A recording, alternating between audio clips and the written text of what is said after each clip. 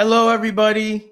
Welcome back to Miami Total Football Radio, the show, a very special Monday edition, a Labor Day episode. Obviously, you guys heard the music, not the usual upbeat intro song, more of the sadder, slower, melancholic theme song. And that's obviously because if you've been awake at any point over the last 24 hours or so, 23 hours, you know that Inter Miami suffered a 3-0 defeat to the Seattle Sounders in the League's Cup final. An ugly defeat all around, not only with what happened on the field, but with what happened off the field. I am Franco Panizo. Joining me here in uniform, we look very Javier Mascherano-like today, and that is not intentional. It is literally a coincidence. It's not making fun of anybody here or trying to be funny. It's just literally a coincidence. It's Jose Armando, a.k.a. Island Jose, a.k.a. Cinco. He joins me here on Miami Total Football Radio, the show. Jose, I'm going to ask you how you're doing, but I just got to share the news that before this transfer window closed, Fatherhood FC came and signed me on a full transfer. Not a loan, a full transfer. I am officially a dad. Soy papá. I am a father. My baby girl was born on Friday morning at 5:33 a.m. I initially had planned for us to do a podcast reflecting on Inter Miami's big semifinal win over Orlando City. Controversial, but big semifinal win to get to the final. But my child had other plans in store for us. So I was at the hospital all weekend. My missus was just discharged today with our baby. Our baby is home. So if you hear her make an audio appearance later on, she cries or shrieks, or does what babies do, well, then, I'm giving you the heads up now. It might happen. I've closed the doors. I'm going to try to keep the sound out, but if she goes on, one of the tantrums, it's going to be hard to keep quiet. So I'll present her at some point, probably not today, but I will bring her on for you all to see, even just for a moment. But yes, I am a dad. Jose, how was your Labor Day weekend? Well, I was in Labor Day weekend. You, I'm sure, had a more relaxing Labor Day weekend, maybe? Oh, I think so. Yes. So congratulations, publicly on the pod. I've done it before. But yeah, it was a good weekend because it was a lot going on, but yet I was able to work from home for most of it. So completely different from what you experienced this weekend. But yeah, I mean, a lot of things happened not only before the game but after. A pretty eventful Leagues Cup final. And yeah, I think we have a lot to talk to, so we better get to it. Yes, and really quickly, the comment section is alive and well, as you can imagine, on an episode like today, on a holiday, national holiday, especially after a game like yesterday. A lot of congratulatory and happy messages towards me. So thank you guys, of course, for the congrats. Ralph Lucarella says congrats. Francisco Garcia says blessings to the family. Franco, Mike V, congrats. Brad, congrats. Thank you guys. Thank you all. It is much appreciated. But we have Inter Miami things to talk about. I know Jose is going to hate me for this, but we have to do it. Are you going back to Orlando? You gotta give 5 minutes, man. Because look, I want to be as well rounded as possible. And again, if it wasn't for my baby being born, we would have had a show on Friday. Because I think Messi, especially Messi, in that game deserved his flowers for his ability to, in that second half, help Inter Miami come from a deficit. And look, that does play into this game with Inter Miami was in a similar deficit. Yeah. So we do. Yeah. That's why I want to also touch on it. It was controversial. There were some questionable refereeing decisions in the win over Orlando. We're not going to spend a whole lot of time, but in order to talk about how Inter Miami got to the final, I do think we just need to touch the surface of the 3-1 victory over Orlando City at Chase Stadium last Wednesday. A come-from-behind win for Inter Miami. Jose, what would you tell us about that game? Obviously, we know the result of the final now. That changes maybe a little bit of the scope, but And what did you think of the game in the moment, the controversial calls, Messi's performance, just a little bit of everything there. Well, I think about the controversial calls, I think it's pretty clear to me. If you're gonna call a penalty on Tadeo Allende for that foul, then you kind of have to call it on the Busi Angulo play. So I'm gonna leave it at that. And when it comes to performance, I think that's the tactically, I think that's the main topic that actually relates to the Leagues Cup final because Mascherano did surprise us all, including Baltasar Rodriguez. I think Baltasar had a good game against DC. Had that he brought that energy. When he came on, scored a great goal, and I thought it was a good idea from him to include him in the starting lineup. I was a little bit shocked that Telasco Segovia was out. I thought if I would have made the decision, I probably would have stayed away from Tadeo Allende, include Baltasar Rodriguez. But on the other hand, he also value a lot what Yannick Bride is bringing to this team right now, and that's why he decided to include him as well in the middle of the field. So I was okay with it because I thought the team played well, and I think in particular Baltasar gave the team something different from what we have seen from Telasco and Tadeo Allende. So I was happy with the performance. I thought playing at home and playing against Orlando City was appropriate. He took some chances. Defensively they were a little bit vulnerable, but I think it was worth it. It was worth the gamble. Again, playing at home and against Orlando City. So I'm not gonna get ahead of myself, but I think you all know where I'm going with the following game. So I'll leave it at that for the Orlando game. What I'll say about the Orlando game is I do think that the refereeing was poor. I think it was poor on both sides. Probably worse for Orlando. It was probably a little bit more in favor of Inter Miami, which obviously leads to a perception from the non-Inter Miami supporters as to favoritism, right? That perception exists. That only fuels the fire with regards to that. I don't think it was so lopsided in one direction because again, Orlando's opener could have been disallowed, right? If you really want to say that the officiating was so in favor of Inter Miami, they could have disallowed the opening goal because it does nick the arm uh, before the shot takes place. I can't remember who scored right now. But that goal stood. Inter Miami had to come from behind. Messi helps make the difference. Where they're questionable calls, like Jose, touched on. Yes, the Tadeo Allende foul that leads to the penalty kick, and the no call from Busquets and Angulo. There were questionable calls throughout the game from start to finish. Orlando City probably got the worst of the bad luck there or the officiating calls. But again, I don't perceive favoritism. Although especially Orlando City fans, I know they were feeling really hard done by. Oscar Pareja did as well. He didn't want to say it post game directly. He said it leaves it to us in the media, which I thought was not the way to go about it. If you're going to say it, just say it. Don't leave it to somebody else to say it for you if you're a protagonist. But all the same, Messi with a good performance, penalty kick goal, another good goal from the run of play. And then you touched on Telasco Segovia. He does not start in that game. Baltasar Rodriguez gets the surprise start after his goal against DC United.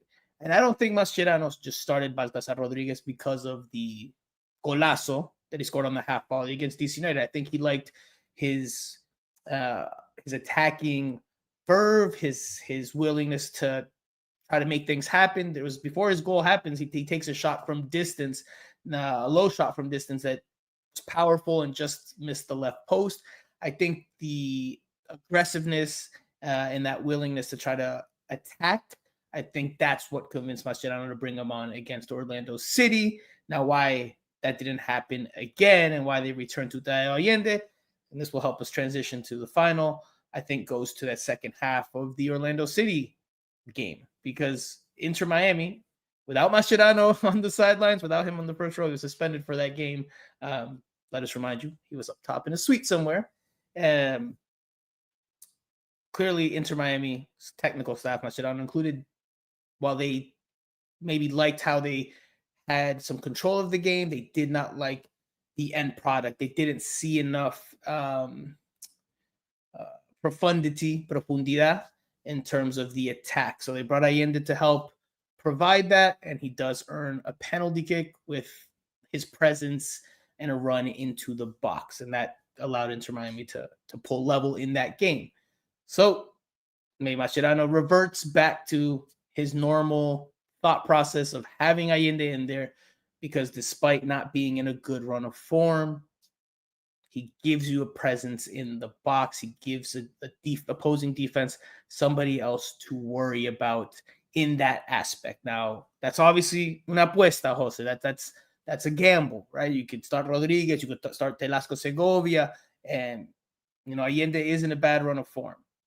He made that call, did not play out. Allende with a horrendous miss in the final. Lionel Messi also had one himself. So now we can transition to yesterday's ugly title game for Inter Miami. A 3-0 defeat away to Seattle at Lumen Field. We will talk about the ugly displays after the match, but we're going to start with the game itself, with the X's and O's. Jose, I saw a Seattle team that was intense, energetic, well drilled, well coached, clear game plan. And I saw an Inter Miami team in that first half with little to almost no response, no reaction. Brian Schmetzer, I mean, I'm not saying he's an international level coach, Jose, but in MLS, he's a proven commodity. He's been in finals. He knows how to manage these type of games. He's the only coach and part of the only team that's ever won the CONCACAF Champions League, CONCACAF Champions Cup from MLS. So clearly has experience here against Javier Mascherano, who is very inexperienced. To me, I thought Brian Schmetzer completely outcoached Javier Mascherano in that first half. What were your thoughts? Yeah, no, absolutely. I think that's where Seattle really started winning the match. Between Javier Mascherano trying to work on an idea that is still pretty fresh, because I think the 4-4-2 was pretty much set in stone for Inter Miami a few weeks ago. Now he starts to move things around. Obviously, with DePaul being here, that opens up opportunities for him. I think he's making some good and some bad decisions. I mean, going back to Busquets as a center back, I think it was a little bit risky. I think, when it comes to coaching, I did praise Mascherano for what he did against Oscar Pareja, but against Brian Schmetzer, he had no shot, really. I mean, it was a dominant performance. And it was the collective effort, really, because, I mean, if you really look at the roster for Seattle, I mean, Alex Roldan is a player for the Salvadorian national team. He doesn't want to play for them anymore, but that's as high as he would go. And the Salvadorian national team at this point, it's not in a good state. And he was the difference maker, because he brings the cross in for the first goal, scores the second one from the spot. I honestly think this all started with Javier Mascherano. I did a poll right after the game, and after I thought maybe I'm being a little bit unfair, because it was so fresh after the game and everybody was going at Mascherano. But at the end of the day, I think people, and I thought the same, this morning. I mean, it really starts with Mascherano. Like, there's some responsibility within the players, but it all starts with him. I think they were not set up for success last night against Seattle. And again, it's a completely different team. There's no way to think, okay, so I had this formation against Orlando City playing at home, then it should work against Seattle on the road. It isn't that. That's something that it gets me thinking about Mascherano. I think somebody should have told him. I mean, Javi Morales knows this league. Javi Morales knows Seattle pretty well. I don't know if Javi Morales has that much of an input to actually tell Mascherano, look, I think maybe we should probably go with a different approach. It's not going to work against Seattle the way it worked against Orlando at home. For me, I mean, we touched on Brian Schmetzer completely dominating that first half with his game plan compared to Inter Miami's game plan. But there were adjustments in the second half. Inter Miami does come out looking better from the run of play, and they do create a couple of golden opportunities, clear-cut chances, one of which falls to Lionel Messi, which he inexplicably misses. I mean, Messi no te perdona 99 veces de 100. Messi is not very forgiving with that type of chance, 99 out of 100 times. And in this is the moment in the final where that one chance that he does, the one out of those 100 that he does miss, plays out. Skies the ball over the crossbar from close on his preferred left foot to perfil. I mean, a horrendous miss. And I know it hasn't really been touched on all that much because of everything that happened afterwards. And look, Seattle was from first minute to the 90th minute on the balance of everything, the much better team. But if that goes in, or Tadeo Allende's opportunity, it's just also a clear-cut opportunity. Either one of those goes in, the game is probably a lot different during the final 30 minutes. And those were huge blown opportunities for Inter Miami. In this one, I think that they bear some more analysis. I mean, Jose, how do you explain Messi missing from there? I mean, he's human. We understand that, although we hold him to very high standards that he has set for himself over his career. But how do you explain that? Was it just frustration that he didn't just place it with quality and instead, chose anger to try to smash it into the back of the net and got it too far underneath it? I mean, how do you explain that miss from Lionel Messi? Because Tadeo Allende, we know he's in a bad run of form. Right. Yeah, no, I think Tadeo misses because there's no confidence within his play right now. I think this is not an excuse. This is not an excuse at all because Messi should finish that play. But I think the turf play a factor in that play in particular because the way the ball bounces right before he kicks the ball maybe goes a little bit higher than what he expected. And then he gets under the ball and that's why it goes over the bar. That's the one thing that I saw on replay. But honestly, he should finish. He should just finish at that point. And that's why he's paid the big bucks. That's why he's Lionel Messi, because those are the chances that he just can't afford to miss. So yeah, we can expect that from Tadeo Allende, not from Messi at all. Now, Jose, the second half again, Inter Miami has those moments. They don't put them away. Goles que no haces, goles que te hacen. Goals you don't score turn into goals that get scored on you. And, well, obviously, Inter Miami, as the second half wore on and progressed and things were getting more and more frantic, there was more and more pressure. Time starts to run out. Mascherano makes very attack-minded substitutions. Maybe a little too early, you could say, but he was in search of the equalizer, right? He didn't just sit back and make zero changes. He looked for the equalizer, pushed numbers forward, took risks, and ultimately, or obviously, that leaves space in behind, especially when you push your defensive backline much higher up the field to throw numbers forward, to try to find that tying goal. Well, that left Inter Miami exposed at the back even more. Seattle on the counter looked dangerous, looked at their most threatening. There was a moment where it looked like Inter Miami was going to get the equalizer. There was a moment in the 10, 15 minutes at the beginning of the second half where Inter Miami had the Seattle Sounders pinned back. Seattle could not release themselves in transition in a good manner. But after those misses, I don't know if Inter Miami's confidence sunk or if Seattle's confidence raised.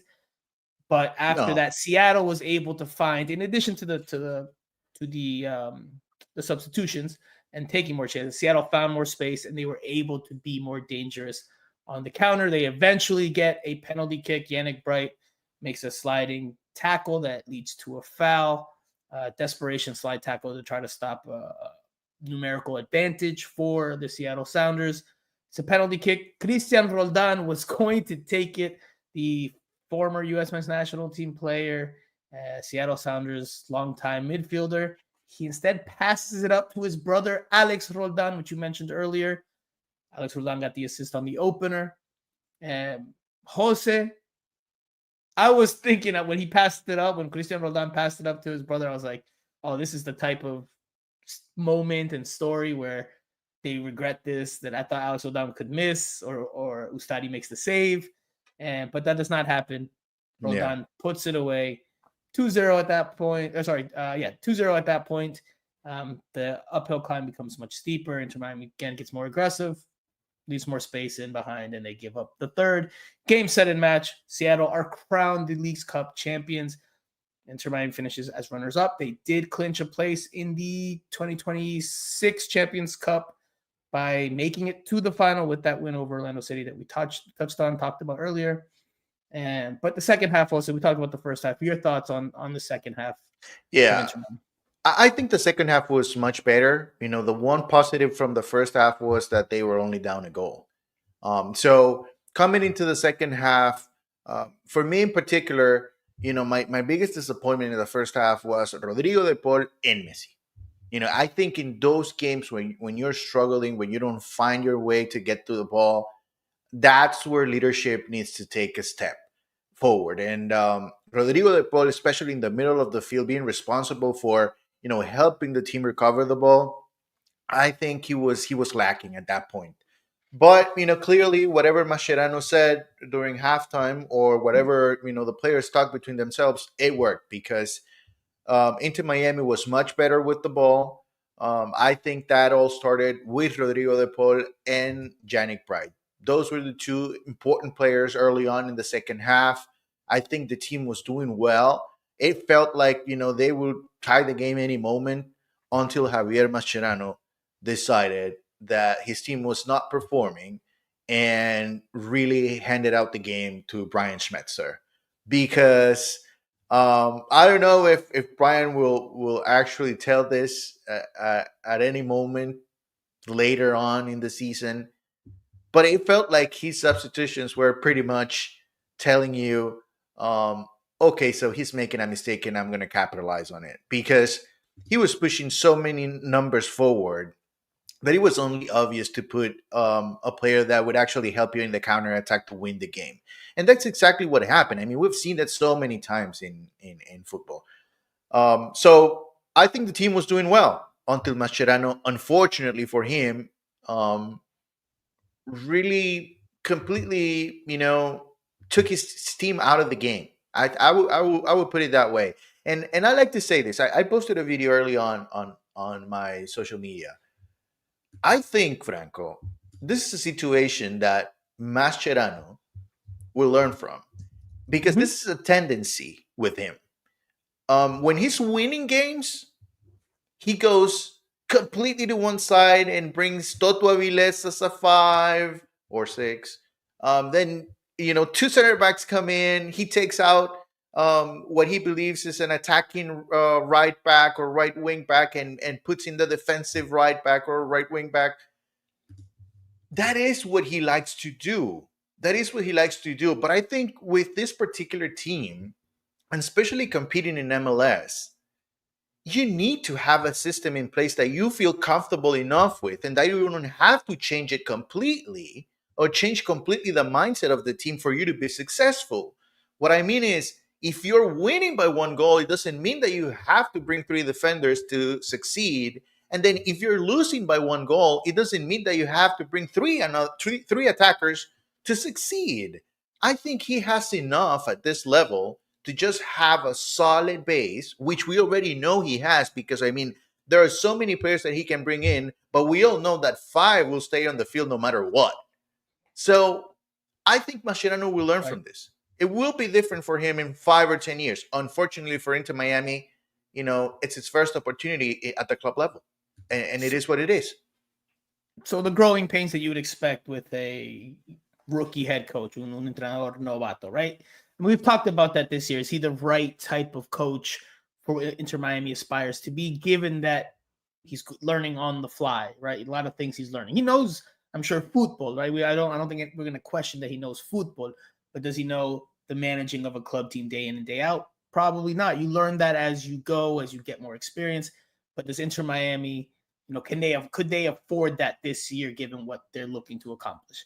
And we've talked about that, and we'll talk about it more, I'm sure, as the year goes on. But for you, you're saying he pulled the trigger too fast on being so aggressive. He threw the kitchen sink too early. He got desperate too early. Right. That's my interpretation. Yes. Of what you said, yes. And here's one more thing that I like to add, because I think it's part of this conversation. okay, so you bring players in that would actually, you would think Telasco Segovia, Fafa Picot would actually help Inter Miami offensively, right? But you're removing defensive players. In my opinion, and from what I saw last night, those two substitutions in particular only did one thing. They crowded as much as they could um, the attacking part of the field for Inter Miami. There was no room for anybody. I mean, Mascherano talked in the post match press conference about bringing crosses in. I mean, who are you going to cross the ball to? I mean, at that point, Luis Suarez was not going to score a header. He would probably need to run through 3 or 4 defenders and then 2 more of his teammates. Then shots from outside the box. There's a play towards the end where Messi, being Messi, wants to take over 2 defenders. He's unable to do so, tries it again. He's kind of successful, tries to take the shot on goal, and there were like probably 12 people in front of them. How in the world are you going to score?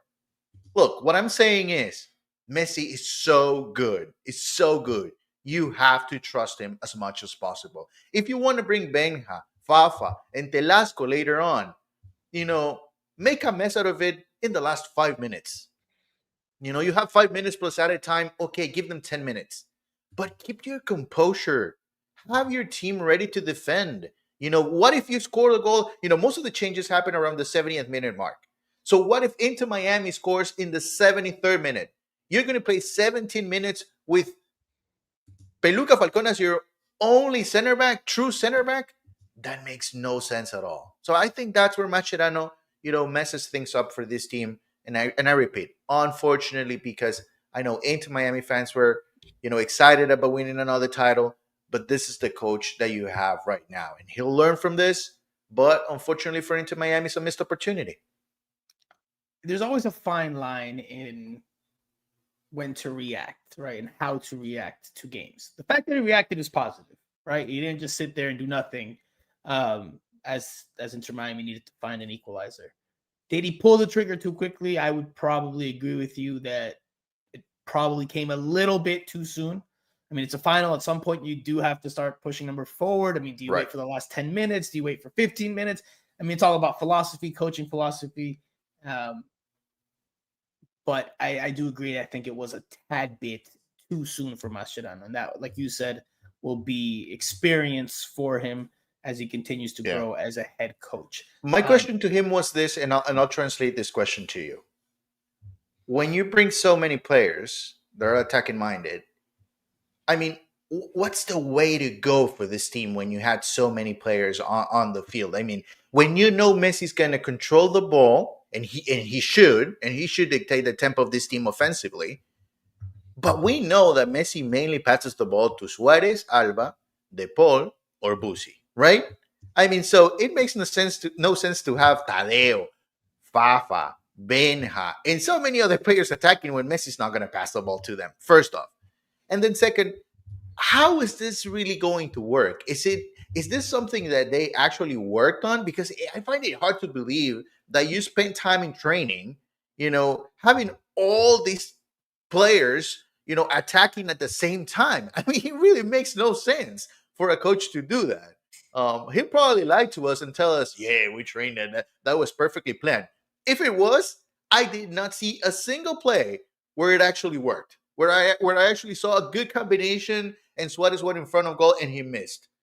After those substitutions, I didn't see any clear opportunity for Inter Miami. I did see it before with Tadeo and Messi. So a lot of this conversation in terms of the 90 minutes comes back to, so far from what we discussed, Mascherano. And because the team, I mean, performance levels weren't great across the board, right? If you had to say from the starting 11, who played well? I think Yannick Bright had a good game. Bright, maybe, despite, having a penalty kick conceded. But that's not really on him. I mean, he was exposed at that point, because, I mean, really, he was making an effort there that he shouldn't be. I mean, there should be a center back there. I think in that particular situation, it goes back to a topic that I know people like a lot, which is that Mascherano is not allowed to take, any of the Fantastic Five out of the game because, I mean, there was no reason to take Gonzalo Lujan and push back Busi to the center back position. I mean, Gonzalo Lujan is a true center back. He's faster. At that point, Seattle was really not interested in having the ball. So having Busquets at that point as a center back, starting play, starting the build up, it wasn't that big a thing. But we all know Busquets needed to stay on the field because he's Busquets. So I find myself, as much as I think about this game, and I was able to watch some of it back. I think this is one of the it's that big a lesson for Javier Mascherano more than anything else, and we'll see if he learns from it. The only thing I will say to add to that before we get into different talking points, I mean, Mascherano shoulders his responsibility here. But like Mike V comments, Mascherano can't go out and score those goals for Messi and Allende and the one from Suarez. I mean, Inter Miami had the chances, Jose. They had the chances to get into the game. Now, one criticism I've had, and I pointed this out on Twitter yesterday, or X as it's called, Inter Miami often this year has not played very well in the attack. They can have the ball, but they don't necessarily create a whole lot in the attack, at least in some of the games that they struggle in. And then what saves them is some magic from Lionel Messi. Messi doing what Messi does. Messi things. And yesterday they didn't get that. So yesterday you saw Mascherano's weaknesses exposed more because he didn't have that superhero trait that Inter Miami has in having El Diez come to the rescue.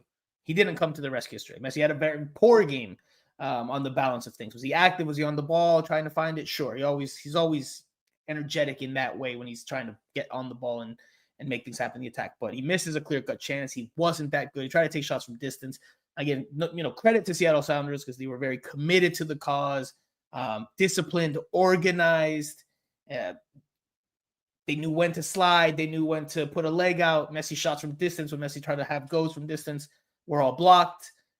You saw the difference. Like you said earlier, Seattle is probably the antithesis or the complete opposite of what Inter Miami is. They don't really have a big superstar like they had maybe in different era when they had maybe, and again, it's not to the level of Messi and Suarez and the like, but they had at one moment, they had Obafemi Martins, they had Clint Dempsey, they had Nicolas Lodeiro closer to his prime, they had Raul Rudias, they had those type of players, but this team doesn't, at least not right now, not the iteration we saw yesterday. There was some players injured. They didn't have that. They did not have that. They were a well-drilled team, a collective. But Inter Miami did have chances to get back in this game. And that we cannot blame on Javier Mascherano, the fact that Messi misses and the fact that Allende missed. There were golden opportunities that were blown. And Inter Miami finishes this game, Jose, with 0 shots on target, which is mind-blowing given the makeup of this team. And in a final, which is a damning statistic, and I know you're not big on statistics, or not as big on statistics as maybe myself or other people, but that's a damning statistic in a final for Inter Miami. They get at 0 shots on target. They should have had 2. They probably should have had at least 1 goal there. Messi and Allende just inexplicably fail to put the ball into the back of the net. But the fact that they have no real other opportunities except maybe the Suarez one is a testament to how poorly el funcionamiento was, how poorly they were from a collective standpoint in terms of their functioning. Yeah, but I think the second half they were doing better. They were so much better in the second half. Also, that's credit to Mascherano. Yeah. I mean, he made. I don't think he made any major adjustments coming into the second half. I think it was more about the disposition from the players, in particular with Rodrigo de Paul and Yannick Bright. They were a little bit more aggressive, trying to get to the ball, and the team was doing well. Yes, they missed some chances, but I think in particular for me, Tadeo Allende was not doing enough for this team. And at that point, I thought Telasco Segovia or Fafa would have been better, but you had to replace Tadeo Allende. And then if you wanted to be a little bit more aggressive, then you take Yannick Bright, because obviously, he can't take out Rodrigo de Paul or Busi. So Yannick Bright would be the odd man out. He would have come out of the game and then bring again, Telasco or Fafa, the one that was left. Um, those were, those would have been changes that go along the same concept that we have seen from Inter Miami all year long. We never saw what happened in the last 20 minutes of the match last night. That's something that we haven't seen yet. I wanted to touch on that before we switch gears. I want to touch on Telasco Segovia and his role as of late. But before we do that, we've talked for 36 minutes and we haven't heard a soundbite yet. So let's listen to Javier Mascherano talk about yesterday's defeat. Bueno, buenas tardes. Creo que obviamente en este tipo de partidos los detalles terminan siendo claves. A nosotros, sobre todo los primeros minutos del primer tiempo, nos costó el partido. Y bueno, a partir de ahí intentamos ir creciendo dentro del partido. Lamentablemente tomamos el gol en la primera parte. Creo que el segundo tiempo mejoramos muchísimo, de hecho dominamos, tuvimos ocasiones como para poder empatarlo, pero bueno, lamentablemente muchas veces por más que lo intentes, a veces suele ser tarde. Creo que al final el resultado 3-0 termina siendo demasiado abultado por lo que pasó en el partido. El partido fue mucho más parejo. Claramente en los últimos minutos nosotros teníamos que tomar riesgo para tratar de empatar. Hicimos cambios ofensivos, sabíamos que íbamos a correr los riesgos que corrimos atrás y bueno, al final creo que el penal, el segundo gol, nos termina quizás ya empieza a terminarse el partido en ese resultado, en esa acción, perdón. Quick translation is a lot of what we said. He says that they grew into the game. He thinks that the 3-0 was too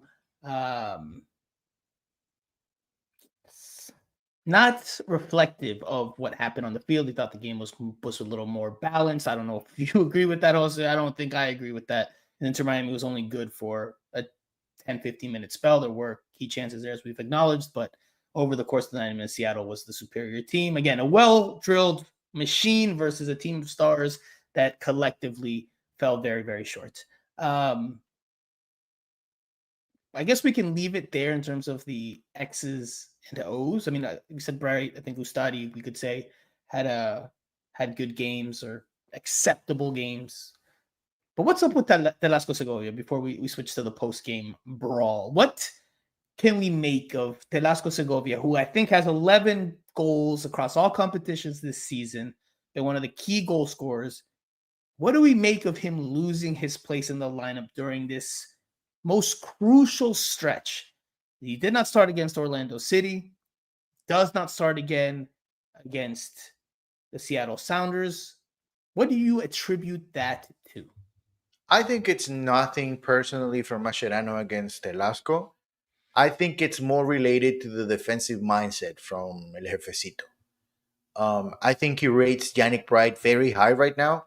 He believes he's playing at a high level, and he'd rather have another player in the middle of the field alongside the ball and Busi than having Telasco. And yes, Telasco is a weapon coming off the bench because he scores goals and he's good with the ball and he can give you energy.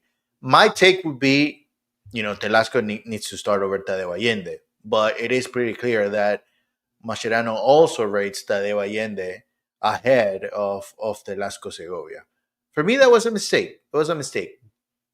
But I don't think that would have been a huge difference maker in the game in particular. Because Telasco, I don't think Telasco would have had the chance that Tadeo Allende missed, which at this point doesn't really matter because, if he didn't score on it, it doesn't matter that he was there. But Telasco doesn't have that. He doesn't get into the box. He's a little bit more passive with the ball and waits for it. And when he shoots from the outside. So Tadeo will give Mascherano that if that is what he was looking for. But I don't think it's personal. I don't think it's that big a deal for Telasco. It's just a matter of Mascherano being a defensive head coach, and it's Yannick Bright really taking his spot. I think what happens there, and we can talk about the project in general. Again, you've touched on the 5 guaranteed starters: Suarez, Messi, Busquets, De Paul, Jordi Alba. That limits him and what he can do. It handcuffs Mascherano. And I think he, knowing that he now has to start Busquets and De Paul, well, he wants someone that also brings in defensive muscle in terms of ball recovery, which is Yannick Bright. But he also wants someone in the attack that can be more direct. And Telasco Segovia is not that. Telasco Segovia, for all his strengths and the good play he has shown this year, we know he's more of a tucked-in left midfielder that combines well, that can take shots from distance, but he doesn't give you that quick, direct, transitional play, which at points in games you will need. And I think at some point, maybe he's a little too, I don't want to say slow in his actions, but juega con una pausa. He plays a little more South American. And maybe Mascherano wanted something a little bit more direct. That would be my interpretation. I think it's maybe una lectura mala in terms of bad reading, in terms of bringing Telasco Segovia out. But it's what Mascherano gambled on, and it did not pay off. Jose, we switch gears now to the lamentable actions from Inter Miami after the final whistle. A fight between them and the Seattle Sounders. A lot of players involved. If you have not seen the images, go on Twitter. They're all over the place. Social media, YouTube. Obviously, we'll talk about Luis Suarez. He was the biggest culprit, but there were a lot of different players involved. Seattle Sounders also got involved, but they had just won a final, so they don't really have a need to pick a fight. Maybe you could say they were rubbing it in Inter Miami's face. But Seattle Sounders don't have a need to pick a fight. They just won a championship in front of 60,000 people in their home stadium. Inter Miami clearly comes off looking the worst here. It starts with Sergio Busquets. Well, it starts with Luis Suarez with an aggressive arm around the neck of Obed Vargas. Then Sergio Busquets, a light jab to Obed Vargas, and that just gets tempers flaring. It's in the middle of everything. Yeah, that gets tempers flaring on all sides.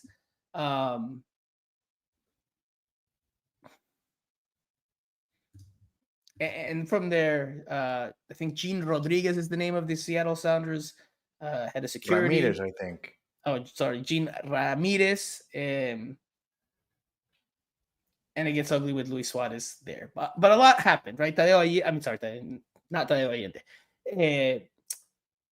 Toto Aviles and Chelo Weigand also very involved. Baltasar Rodriguez slightly involved. Peluca Falcon with a headlock at one point. It wasn't pretty. It wasn't pretty. It was an ugly scene after an ugly final. It's going to raise a lot of questions about Inter Miami. We'll talk about suspensions. We'll talk about punishments.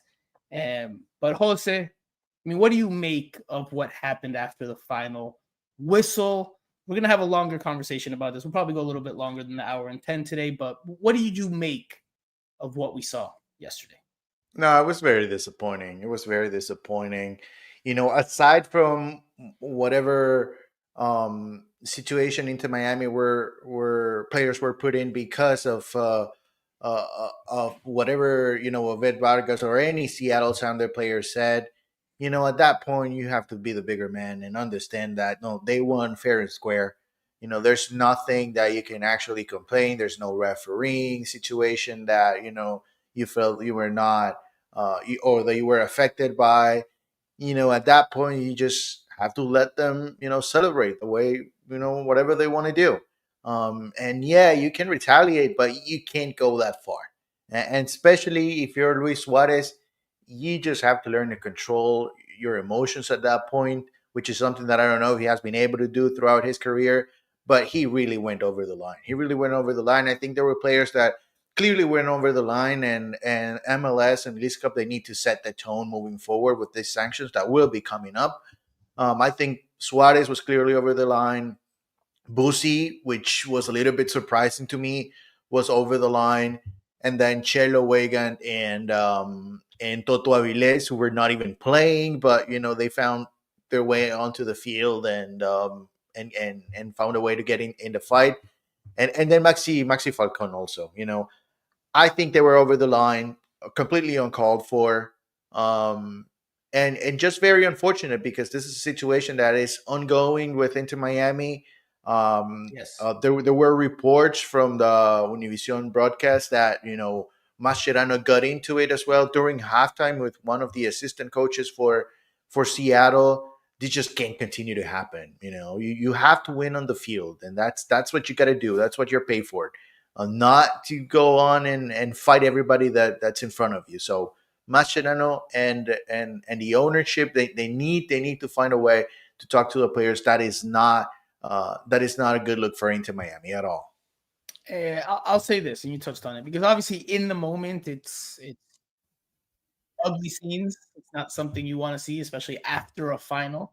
If you lose, you lose. You te da rabia, you're frustrated. And if the other team are sore winners, then obviously, you can take exception to that, but you can't do what Inter Miami did. And I think as an isolated incident, it would be bad enough. But we have now seen this repeated pattern of behavior from Inter Miami that I think is very problematic. I think it's very ugly. And I think it's something that is going to lead to issues further down the line unless it's addressed. We've seen that this team, for all its brilliance with the ball, away from the field or away from the ball, has a short fuse. We've seen it in different moments throughout this competition. I want us to listen to Mascherano first, talk about the fight, and then I'll continue from there. Yeah, let's do it that way. Let's listen to Mascherano, and then I'll continue from there. No tengo nada que decir porque la verdad que no estaba lejos de las acciones y no sé lo que ha pasado. Sí, claramente a nadie nos gusta que al final del partido eh, haya este tipo de acciones. También cuando hay una reacción puede ser que haya una provocación. Pero bueno, no voy a hacer comentarios porque no sé qué es lo que pasó. So he pleads ignorance, says he did not see what happened, but does add the line that if there is a reaction, there may also be a provocation. But he also doesn't want to talk about it because he doesn't doesn't want to talk about it. I mean, Jose, what do you make of that comment? What do you make of his declaración? Well, it is true that we don't see him, in any of the videos out there. He was probably already back in the locker room. I don't know, but I think if he didn't want to talk about it, he should have said next question and that's it.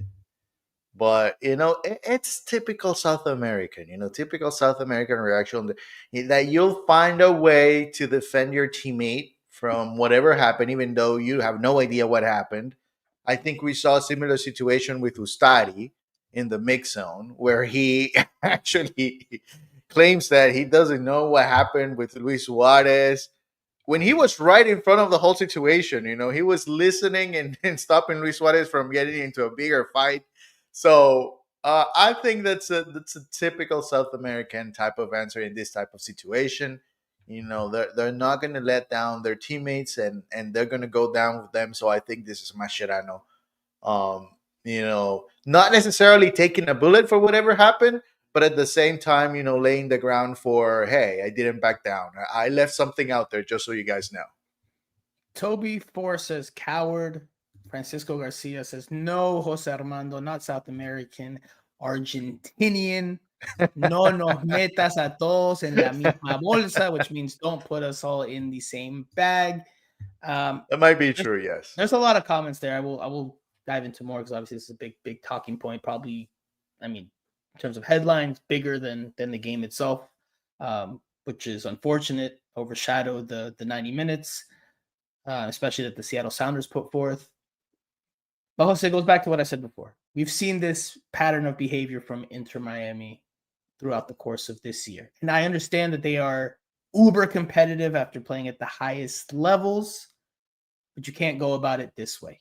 Can't go about it throwing a fit, getting overly aggressive every time things don't go your way. To me, it's an issue that permeates from some arrogance, un poco de soberbia, thinking that you are better than everybody else, and maybe you are, but you have to prove that on the field, not after the final whistle causing scenes. And we've seen this repeatedly again from Inter Miami, especially in the League's Cup, right? There's been questionable behavior. There's been patterns of behavioral problems from Inter Miami. And the League's Cup final obviously is the most recent example. But we can also talk about Mascherano, which, while not against League's Cup rules, continued coaching after being red carded very defiantly from the first row of the bench at Chase Stadium behind the bench. Earlier in the League's Cup, we saw Yasin Checo, the security guard for Inter Miami, get suspended for the remainder of the League's Cup because he went on the field in unauthorized fashion and started pushing Atlas players post-game during a heated exchange then. If you take it even further back, Lionel Messi has also been part of that temperament, has also been part of this attitude that Inter Miami has demonstrated this year. There was the run-in with Joe Dickerson, the referee, after the San Jose Earthquakes match earlier in the season. There was the moment with Mehdi Bellucci, the NYCFC assistant coach, where Messi was very frustrated and grabbed, squeezes his neck. Wasn't anything overly aggressive, but nonetheless, it shows, to me, a picture of a very frustrated team that, against mounting pressure and high expectations that they are not meeting, that they are weltering under. That's what this says to me. I had a 442, the English outlet that I write for on occasion. They asked me to write something about this, and I'm going to share. The article's not out yet. As soon as it's out, I'll post it on social media. But this is what a snippet from what I wrote. Despite the stature and talent on the roster, Inter Miami has failed to win a trophy thus far this season. The MLS Cup is the only title that the team can still win this year, and not lifting it will intensify noise regarding the team's decision-making, leadership, discipline, and ability to manage the high-profile stars. A clear picture has emerged, a star-studded team grappling with behavioral issues amid mounting frustration over unmet expectations. Jose, is that your read into it? What do you chalk up this to? I will add this before you answer. They say that teams take on the personality of their coaches. We know Mascherano is considered to be feisty, to be aggressive. It's his style of play. He was a defensive midfielder, became a center back later on, but he was, a player that did not shy away from hard tackles.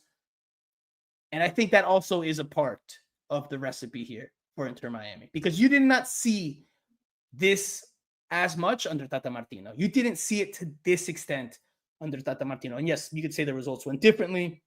Inter Miami was better. They won more often. Whatever you want. But we still did not see, in the moments that they did not win, things like this. And I think Mascherano, I know we've criticized him a bunch here. I think he does have a big part of that as well. Yeah, but look, I think, obviously, Mascherano is a big part of this. But if this is managed correctly, this is not bad. I mean, teams can be physical and they can try to impose their will, over an opponent. Whether you do it with football or sometimes you just have to prove to be bigger and stronger. I mean, that's fair. That happens in soccer. It's just you cannot go over the line.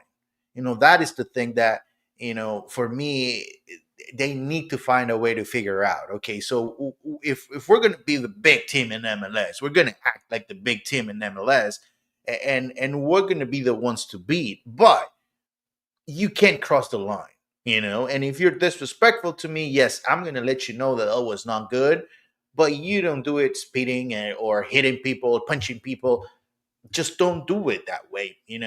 There are ways of being successful, and I think Mascherano, himself, and throughout his career as a player, yes, he was aggressive, and but we didn't see a player that was known for being violent. I think it was I think he was able to find the right balance in his career. Therefore, I think he's still, again, a work in progress as a head coach, needs to find a way to balance his team out. And there were so many emotions going on last night, but it's not only about what happened in the Leagues Cup, like you mentioned. It's something that we have seen throughout the year. And again, this should be a turning point for Inter Miami from the player standpoint, from the coaching staff, maybe ownership, although I don't know how much control they have over this team. I think this is the time. This is the time to get things straight and maybe go for MLS Cup. Look, I've said before in the pod, for me, the year already is a success for Inter Miami because of the Club World Cup. I know you don't agree with that, but I don't. for me, that's it. I mean, you're not gonna get anything better than that this year. But if they want to win MLS Cup, it feels right now, Franco, that they are going to have to win the Supporter Shield. They are going to have to win the Supporter Shield because it's going to be difficult for them to go on the road. There's not that level of respect anymore around this team. And I feel like as much as the Messi fan base still there and will be there in a playoff situation, I think that home fans will now be more enticed to not selling their tickets and making a profit, but to go and be part of the movement that beats Inter Miami and that takes Inter Miami and Lionel Messi out of the playoffs. I think that movement is growing. The sentiment around MLS is more about us against Inter Miami. And Yes. that could be a problem for this team on the road if they don't find a way to play the Eastern Conference Final or MLS Cup at Chase Stadium. I think there is a growing perception of, Inter Miami being the villains of MLS. I think they fully, either unintentionally or not, they fully embraced it yesterday. They cemented their status as the villains of MLS. Right. If they were already a team that opposing fans did not like, they just became that much more unlikable after yesterday. They didn't like them, but they wanted to profit from them. Sure, but now it's like Now it's different. But now mostly everybody hates you, right? Now mostly everybody hates your guts, hate what you stand for. Whether that's right or wrong, whether that perception is right or wrong, correct, we could talk about that, later on in the year when we do a recap of and see how things play out. I mean, that right now today exists. Whether it's fair or not, whatever your opinion is, that exists today. And last night does not help. Now we have to talk about Luis Suarez in a little more detail because in the scuffle, he spits at, maybe on, Gene Ramirez.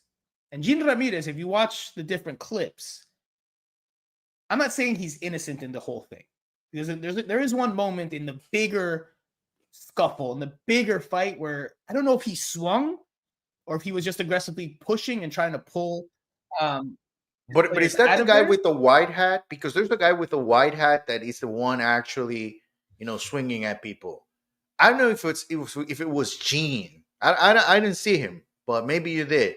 That it was Gene, the one that was in the middle of the scuffle, because there is one Seattle Sounders player. I mean, coaching staff member. I think it is. I could be wrong, but I think it is. Now, obviously, he then later tries to remove himself from there. He's not even in the major scuffle.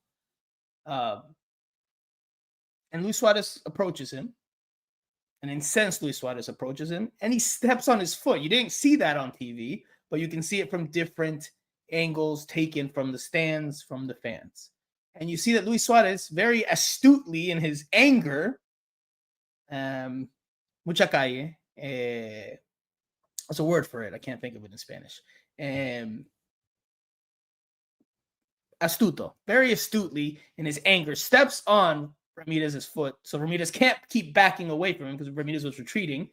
And then hawks a loogie in his direction, a despicable, lamentable, horrible scene. It will very likely, I can almost guarantee, lead to a suspension and a fine for the Uruguayan, which, hey, maybe that'll help Inter Miami because now they have to find a different solution up top without him. But a terrible scene. Terrible scene. Ustadi, I do want to share the soundbite. You mentioned it earlier. I do want to share the soundbite. Hold that thought, Jose. Hold that thought. Go ahead, I want to listen to Ustadi because Ustadi was there trying to de-escalate the situation in some way, shape, or form. Maybe not actively trying to de-escalate, but he was there trying to get in between them. But there is a spit. And again, it just adds, another eyesore, another black eye to an ugly, ugly night for Inter Miami. But let's listen to Oscar Ustadi postgame. Yo la verdad que vi que había un amontonamiento de gente, pero no te puedo decir nada. Yo estaba ahí con Luis porque había una persona que incluso estaba parada ahí, no quería irse y como que animaba a que todo siguiera.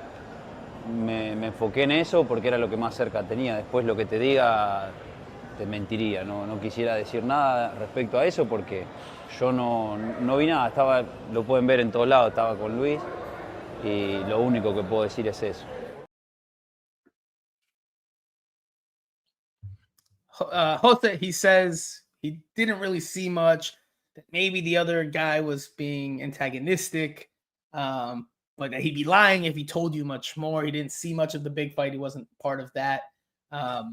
Very hard to believe. That's what he said. But Jose, this also trickled into things after, after the game, outside of the stadium, because images surfaced today of fights between Inter Miami's traveling contingent of fans and the Seattle Sounders. Now, there's different versions and reports of what happened. We have one here from Mega saying incident with fans outside was 100% caused by Sounders fans. La Familia was arriving to the bus after having to walk all around the stadium, beers thrown, and Sounders fans wanting to grab our things. Most of Seattle Sounder fans were respectful. It was a handful of fans that caused the issue. So that's one version. But based on the images we see, it's a massive brawl outside the stadium, almost equal to what we saw on the field. And regardless of who caused it or what happened, it's just another ugly moment in a night full of them. A bad night for MLS. In terms of PR and public perception internationally, this was a pretty bad night, especially when it's a final in a tournament that they're trying to prop up and push and promote. I thought it was very telling that Javier Mascherano's press conference was only 4 questions before he darted off. I thought it was also very telling that Brian Schmetzer refused to, for the most part, talk about the scuffle. Instead, wanted to say that should not be the story. We should talk about the Seattle Sounders. And I get being a good soldier for MLS. I get, wanting to shy away from the negativity because that's MLS's MO. They only want to embrace positivity and the positive things. They're not like other leagues that, negative things happen. It's part of life. Bad things happen, good things happen. Other leagues are more accepting of that being part of the story. MLS tries to really shut that down. And I thought we saw that in the aftermath or in the press conferences. But again, you can't,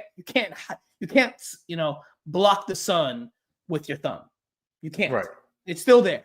So Jose, again, we could talk about a lot of different things. We can go back to Luis Suarez and his actions. And how many game suspension do you think he gets for his? Well, I think that's where the Inter Miami perception where they are favored by MLS and referees will continue to grow, because I am afraid what is going to happen is that Leagues Cup would actually suspend Luis Suarez, and I think they can suspend Busi and Cello and Toto as well, but they will for Leagues Cup next year, which for Luis Suarez will probably mean that he would not be allowed to watch from his couch in, I don't know, maybe back in Barcelona or in Uruguay. I don't know where he'll go after he retires, but I think people are not going to be happy with this. I find it hard to believe that MLS will take Luis Suarez out of MLS games, especially in the final stretch of the regular season. From what I heard, it could be 6 games for Luis Suarez. 6 games.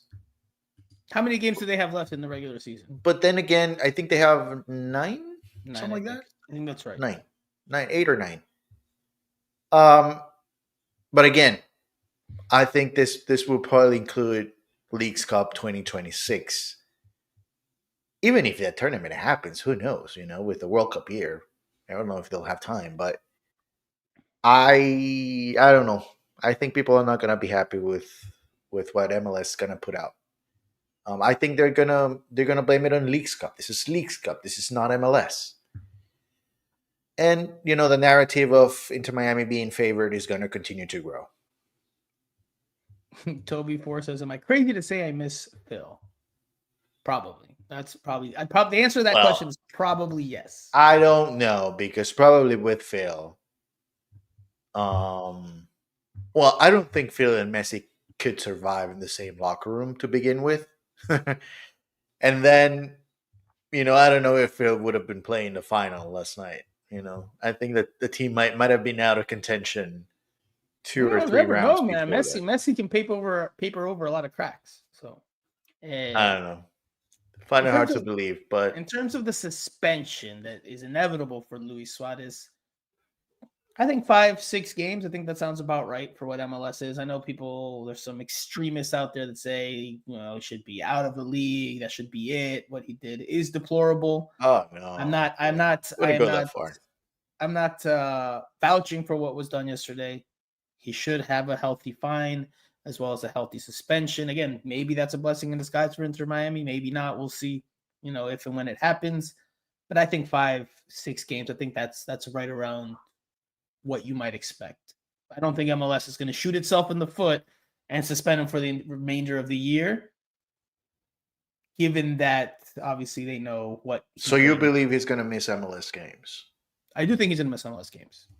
Okay. I think it'll be a larger suspension, like he'll miss, X amount of Leagues Cup games next year. But in terms of immediate, I think 5 games in MLS. Probably what how can they really go about it? Is it like conduct detrimental to the league, something like that? I mean, MLS still runs Leagues Cup, right? And it's not the same competition. Jose, if you look at Clint Dempsey, and this was a long time ago, but remember he ripped up a referee's pocketbook. He ripped up one of these in U.S. Open Cup play, and then he was suspended for some games after that. I mean, no offense to Dempsey, but he's no Luis Suarez. I mean, that's true. And I'm sure Inter Miami will try to plead their case. Right. But alas, I do think he'll get some MLS games. Ugly scenes all the same. Can't repeat that enough. How about Busi? You think Busi should get suspended? I mean, there's going to be multiple fines and suspensions here. I think Busi will get a game or 2, at least, for the hands to the face. Toto Aviles will get probably 3-4. I mean, that definitely hurts Inter Miami's depth even more ahead of what's going to be a busy stretch if they get suspended for regular season games. Not inside information. I don't have inside information as to what might happen, but I imagine the conversations are being had as we speak. And Jose, one final talking point here is the news that came out in the hours leading up to the game, maybe the day before. Benja Cremaschi is reportedly on his way to Parma in Italy's first division. It should be a loan with an option to buy, which is, for Inter Miami, probably a good bit of business. For Benja Cremaschi, a step up in his development as a player and maybe a better opportunity.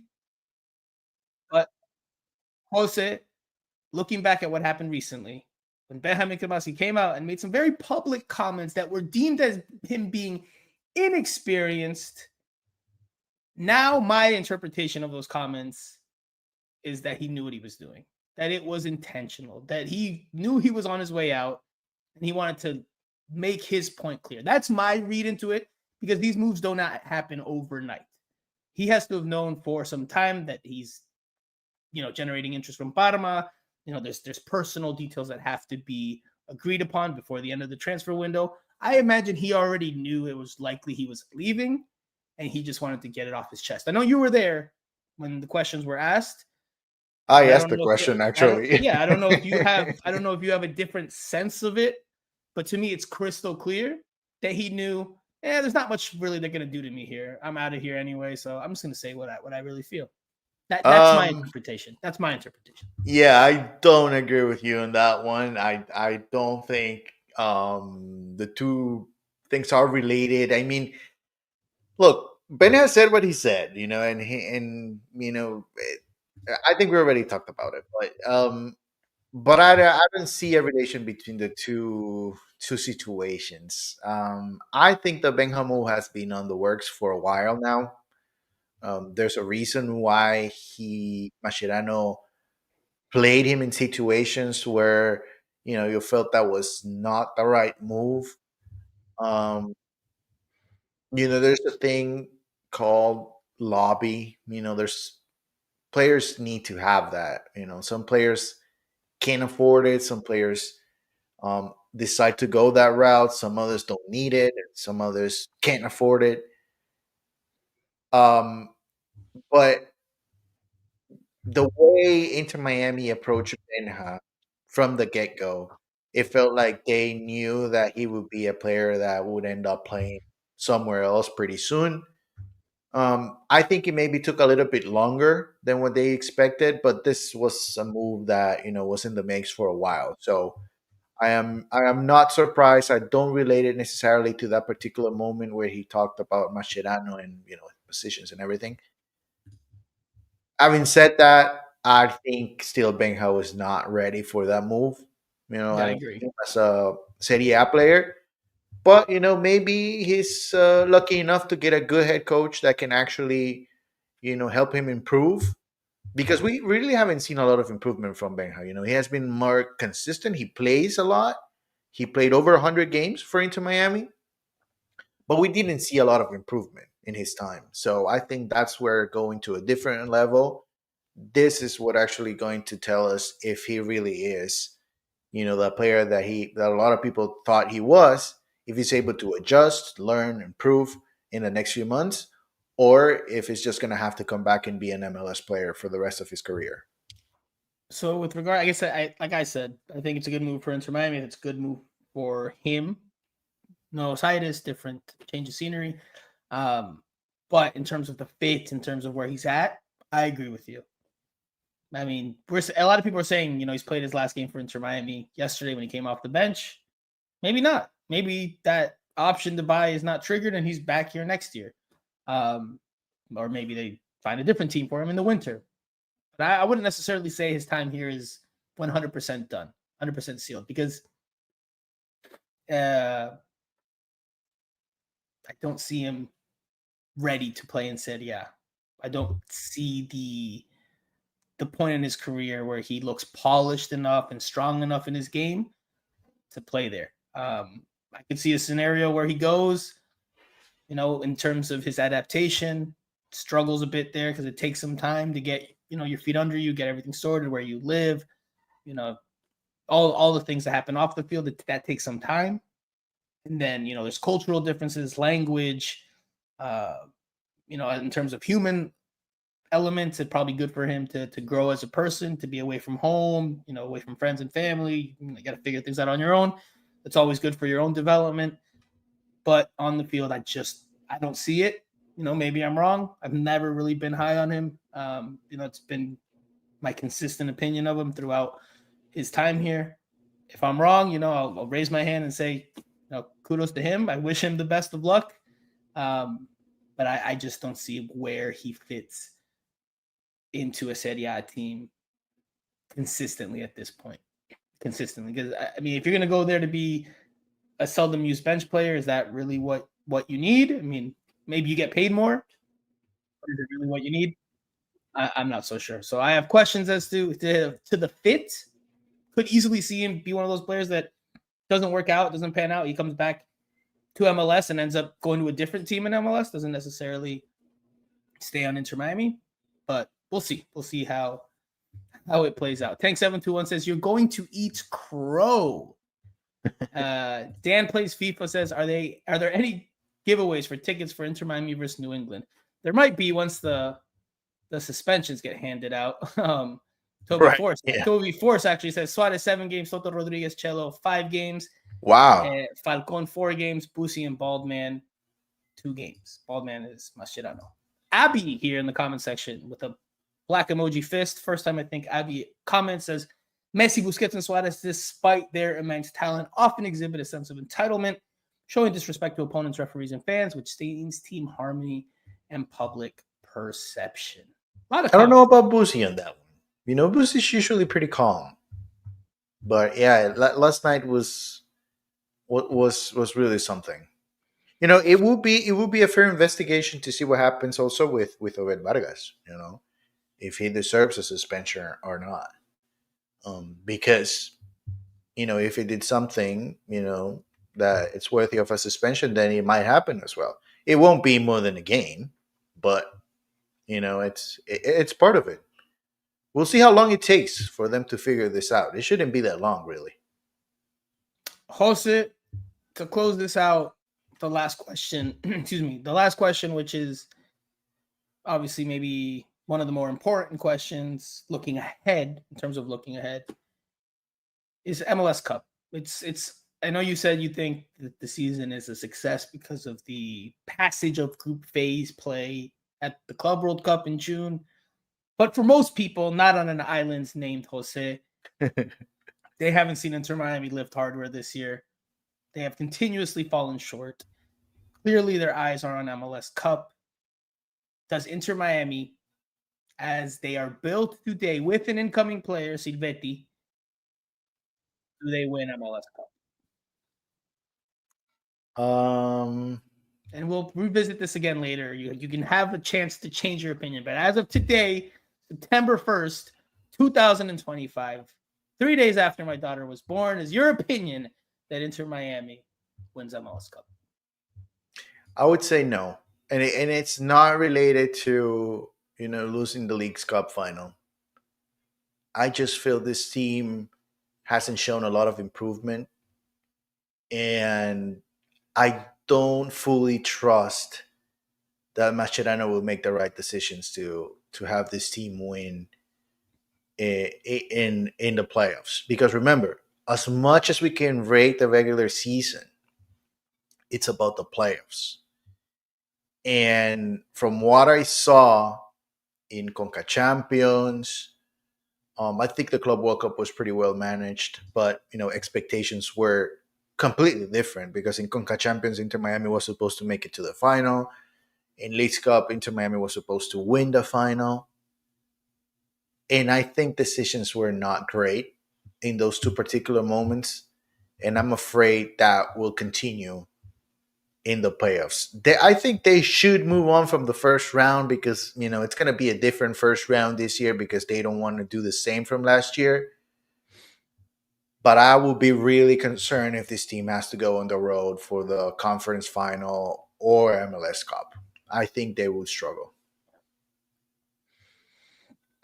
I'm going to say that they don't win. I do think there will be improvement. I think there will be a look in the mirror after last night. Some pretty harsh conversations or some pretty real, raw conversations. You know, Jorge Mas, Jose Mas, David Beckham, you know, the whole Inter Miami entourage were there in a suite. They were expecting a special night. And it was a complete opposite of a special night. And look, you can lose a final, you can lose a game, you can get blown out. Te pueden golear, you can suffer a goleada. But with everything that happened, I think that Jorge Mas, Jose Mas, and David Beckham will want to take a look in the mirror, take a look at the microscope, and see what. But you know they don't make decisions. But something's got to change, Jose. I think you know they can't. Opinion. You know their hands are tied. This is my opinion. I think there's some conversations going to be had, and I think the team will improve. I think chemistry is probably not the best in that locker room. And again, we've talked about it in different moments. There's the Fantastic Five, los Cinco Fantásticos now, and then there's a lot of the rest of the team. Maybe you could filter in some of the Latin Americans and the Argentines in with the Cinco Fantásticos. Maybe there's some overlap there, but then the other rest of the team maybe not so intertwined. I think some things are going to have to be addressed behind closed doors. I think some things will, not completely, like you said, because their hands are tied. I think they'll get better. I think they have a chance to make a run. When you have Messi, you always have a chance, but I think they fall short of the MLS Cup, and I do think it will be a failure of a season if they don't win that. So my prediction as of right now is that 2025 will largely be a big failure for Inter Miami. We'll see how it goes. Been wrong before. I'll be wrong again. Jose, any final thoughts before we wrap up the show? We went 11 minutes and counting over the time. That's a yellow card for me, but that's fine. We had a lot to talk about yesterday. It was an eventful night in Inter Miami history. Anything you want to add before we wrap up? Yes, I do have a final thought. And it's a positive one. And it's related to ownership. Obviously, nothing on the field, but the fact that they had 2 planes for the fans to travel to Seattle after what happened in the Club World Cup. I think it was good. It was a step forward. It was nice. We saw in the previous Leagues Cup final how players, family, friends were able to travel there on a team organized flight. Now the fact that they were able to include the fans, I think that's good news for the ownership. Obviously, fans still gonna want titles, and that's not gonna be enough for they flew out the fans, and then fans got into a fight. So I mean, with good came bad. With good came bad. Right, but You think that gets reconsidered now? You think they're like? I mean, no. They're gonna be on alert. Please don't get into a fight, no matter what. No, I mean, hold on. So there was a bad moment between the fans and Inter Miami during the Club World Cup in terms of seat allocation, and we've touched on that in previous pods. But to make it short, is that La Familia didn't have a designated section, at least for the first game in Miami, which was the tournament opener, and that led to some ill will, bad blood, which was aired out on social media. This time, Inter Miami tries to, in their own interest as well, have, their supporting traveling fan contingent in the stadium at Lumen Field for the show, el espectáculo. So it's in their own interest as well. But, to also mend those bridges, they fly out the supporters. But when there's a fight post-game, I imagine that also becomes something that gets discussed internally as well. We'll see what happens there. They do have an argument now. If they don't do it again, it's because you guys got into a fight. I mean, that's fair. But my point was, it's a good step forward for ownership, to, have your fans fly to Seattle. I think that was nice. I don't have any final thoughts. I'll read a couple comments here, which Nazer Haido, first comment says, hi, they have to let the head coach go or they're not going nowhere with him. I guarantee that. Jerry Barrios in the mix says, bottom line, this team is built for t-shirts and it has glaring gaps on D. Dan plays FIFA. Continuing to comment here, says, can someone help me get free tickets for Inter Miami? How do I get tickets to Inter Miami versus New England?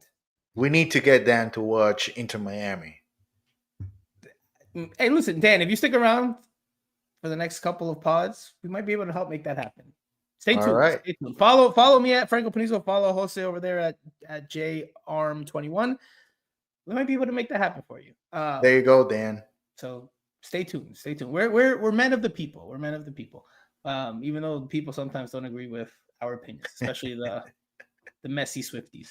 All right. We will leave it there. Jose, thank you for joining me on this very special Labor Day edition of Miami Total Football Radio, the show. I'm going to go hang out with my daughter now. She's adorable. Yeah. Adorable. Super cute. So I'm going to go do that. and we will be back at some point in the next week and a half. Have you changed any diapers, by the way? No, a lot of family has been visiting. So come on now. A lot of family's been holding. I haven't had a lot of time with her. Come on now. I've been a butler, man. I've been an errand boy. I've had to go get the charger. The missus, she's recovering, so I have to help her out as well. So I've been around her. I just haven't had enough one-on-one time with her. So maybe are you still on Team No Sleep? Team No Sleep, or have you been able to sleep? I slept a little bit here and there because again we have family help.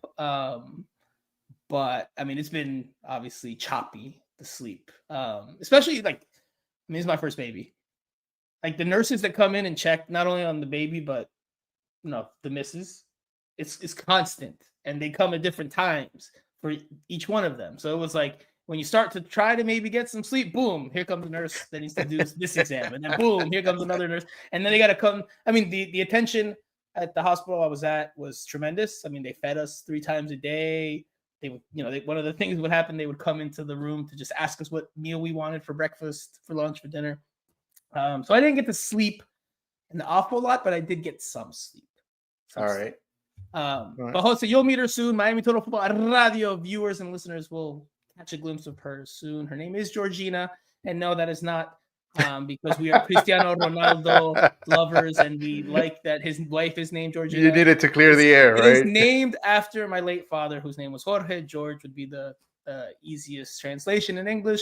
It's a girl. Couldn't name my baby Jorge or George, so we went with Georgina. All right, before the Messi fans come in here and start stirring some shit in here. All right, all right. We'll leave it there, Jose. We'll talk very soon. We'll be back very soon after the international break. Good luck to Honduras. Peru is pretty much out, so nothing to really talk about there. But for Jose Armando, a.k.a. Island Jose, a.k.a. Cinco, I am Franco Penizo. You have been watching or listening Miami Total Football Radio, this show. We will talk to you guys again very soon.